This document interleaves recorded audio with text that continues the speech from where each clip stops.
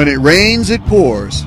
On the heels of another presidential bid announced by Rick Santorum comes the announcement of former New York Governor George Pataki, and more are expected to jump in shortly.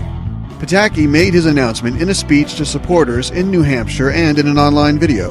America has a big decision to make about who we're going to be, what we're going to stand for.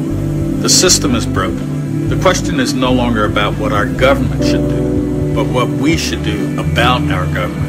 Pataki won his race for governor of New York 3 times, no small feat for a Republican candidate in such a blue state. But it's hard for conservatives to look at New York and want that for the rest of the country.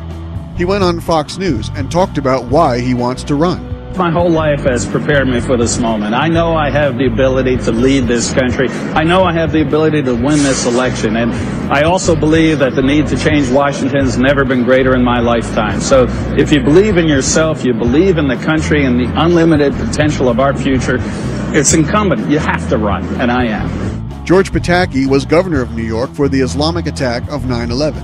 He's no stranger to the consequences of being soft on terrorism. According to Pataki, both John McCain and Mitt Romney were good candidates, but they just could not win. He claims he is the candidate the GOP needs to not only appeal to the Republican base, but to pull together independents, Reagan Democrats, minorities, and young voters. He says he's done that in New York, and he can also do it on a national scale. He also says he's the best candidate to defeat Hillary Clinton. As of right now, Pataki is not even registering in the polls, but he says he's used to being the unknown.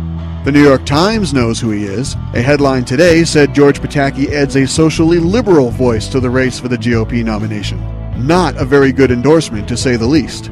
Since history proves that it's bold conservatism that wins landslide elections, is Pataki conservative enough to excite the base, pull in the independents and Reagan Democrats, and win the general election?